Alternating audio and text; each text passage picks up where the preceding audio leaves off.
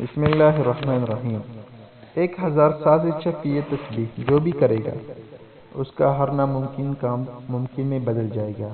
آج جو قیمتی وظیفہ میں آپ کو بتانے جا رہا ہوں، یقین کیجئے اس وظیفہ کی اتنی فضیلتیں ہیں، اسی کی طاقت اتنی ہے، اس کو پڑھنے کے بعد یعنی کہ اس وظیفے کو کرنے کے بعد آپ کی تمام بگڑے کام بن جائیں گے۔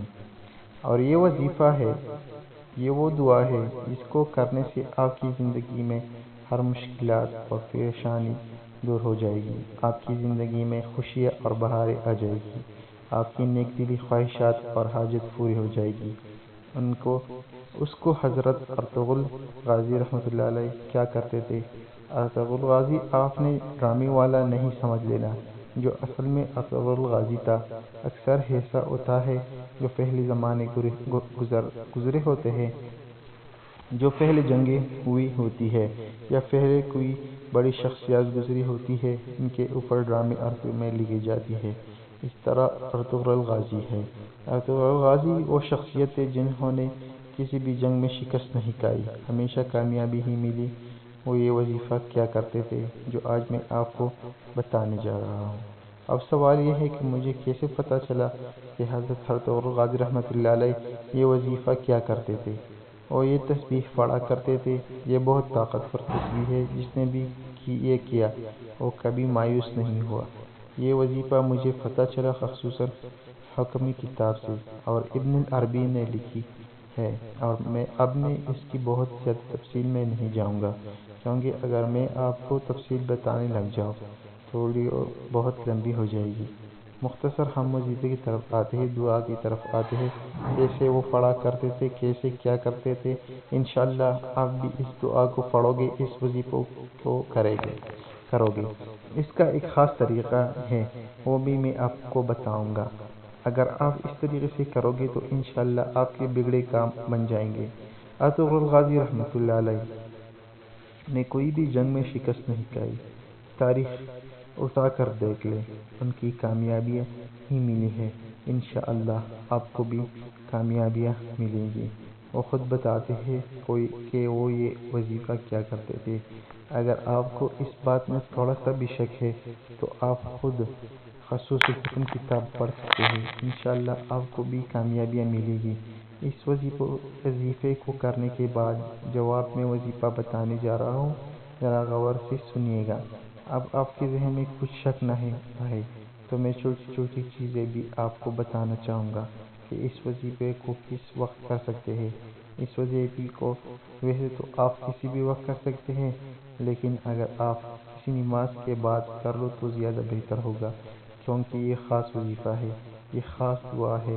کیونکہ جب آپ نماز کے بعد کرو گے تو اس وقت آپ کا وضو بھی ہوگا، آپ نے ذکر و اذکار بھی کیا ہوگا۔ جب آپ ذکر و اذکار کر کے اللہ پاک کو یاد کر کے، اللہ پاک کی عبادت کر کے اللہ پاک سے کچھ مانگتے ہیں اور کچھ خاص عمل کرتے ہیں، کچھ خاص وظائف کرتے ہیں تو ان کا زیادہ فائدہ ہوتا ہے، زیادہ اثر ہوتا ہے۔ اگر آپ کسی نماز کے بعد کر لیں تو بہت بہتر ہوگا۔ ویسے آپ کسی بھی وقت کر سکتے ہیں، جب بھی آپ کو وقت ملے، کوئی پابندی والی بات نہیں ہے۔ اس دعا کو، اس وظیفے کو کوئی بھی کر سکتا ہے، مرد بھی کر سکتے ہیں، عورت بھی کر سکتی ہے۔ دیکھیے، اگر آپ کا بچہ ہے وہ بھی اس دعا کو پڑھ سکتا ہے۔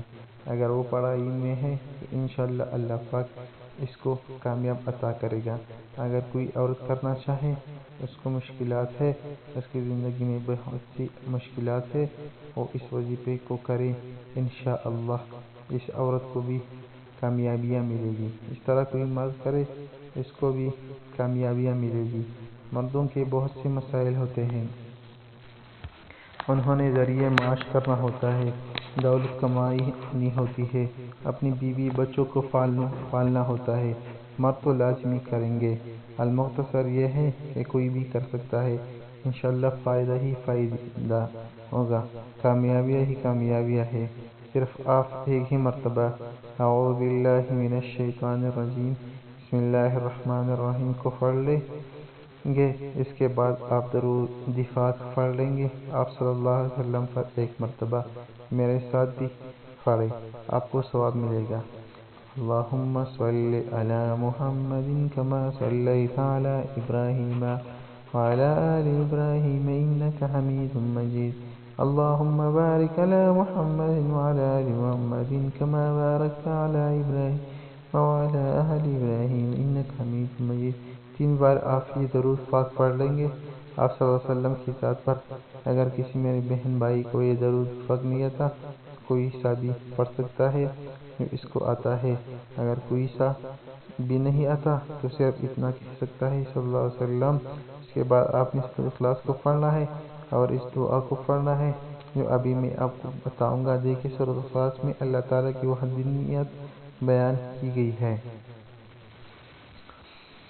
ایک شخص نے رسول اللہ صلی اللہ علیہ وسلم سے عرض کیا کہ میں سورۃ الاخلاص سے محبت کرتا ہوں، تو آپ صلی اللہ علیہ وآلہ وسلم نے فرمایا اس کی محبت تجھے جنت لے جائے گی۔ نیز ایک شخص نے کسی کو اس سورت پڑھتے ہوئے رات کے وقت سنا کہ وہ بار بار اسی کو دہرا رہا ہے۔ صبح وقت آ کر اس نے حضور صلی اللہ علیہ وسلم سے ذکر کیا، گویا کہ وہ اس کے ثواب کا کام جانتا ہے۔ تو نبی علیہ صلی اللہ علیہ وسلم نے فرمایا اس کی قسم جس کے ہاتھ میں میری جان ہے، یہ سورت 1/3 قرآن کی برابر ہے۔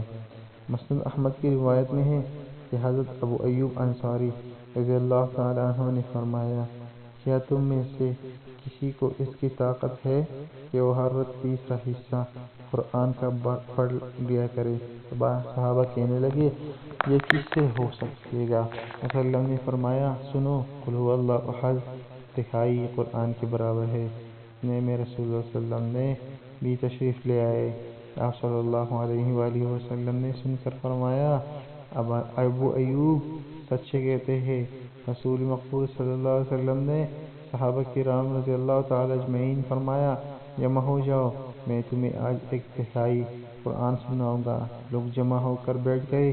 آپ گھر سے تشریف لائے اور سورہ قل هو اللہ احد تلاوت فرمائی اور پھر گھر تشریف لے گئے۔ آپ صحابہ میں باتیں ہونے لگے کہ وعدہ تو حضور صلی اللہ علیہ وسلم کا یہ تھا کہ 1/3 قرآن سنائیں گے، شاید آسمان سے کوئی وحی آ گئی ہو۔ اتنے میں آپ صلی اللہ علیہ وسلم پھر واپس تشریف لائے اور فرمایا میں تم سے 1/3 قرآن سنانے کا وعدہ کیا تھا، سنو یہ سورت 1/3 قرآن کے برابر ہے۔ حضرت ابو دردہ کی روایت میں ہے کہ رسول اللہ صلی اللہ علیہ وآلہ وسلم نے فرمایا کیا تم اس سے عاجز ہو کہ ہر دن 1/3 قرآن شریف پڑھ لیا کرو؟ لوگوں نے کہا حضور صلی اللہ علیہ وآلہ وسلم ہم اس سے بہت عاجز ہیں اور بہت ضعیف ہیں۔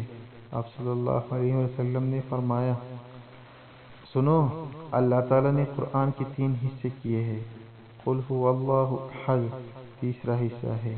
مسند احمد کی ایک روایت میں ہے کہ رسول اللہ صلی اللہ علیہ وسلم فرماتے ہیں جو شخص اس پوری سورت کو 10 مرتبہ پڑھ لے گا اللہ تعالیٰ اس کے لیے جنت میں ایک محل تعمیر کرے گا۔ اس پر حضرت عمر رضی اللہ تعالیٰ عنہ نے کہا یا رسول اللہ صلی اللہ علیہ وآلہ وسلم پھر تو ہم بہت سے محل بنوا لیں گے۔ آپ صلی اللہ علیہ وسلم نے فرمایا اللہ اس سے بھی زیادہ اور اس سے بھی اچھے محلات دینے والا ہے۔ نیز مسند احمد میں ہے کہ رسول اللہ صلی اللہ علیہ وسلم کا ارشاد ہے جو شخص اس سورت کو 10 مرتبہ پڑھ لے تو اللہ تعالیٰ کے لیے جنت میں ایک محل تعمیر کرے گا۔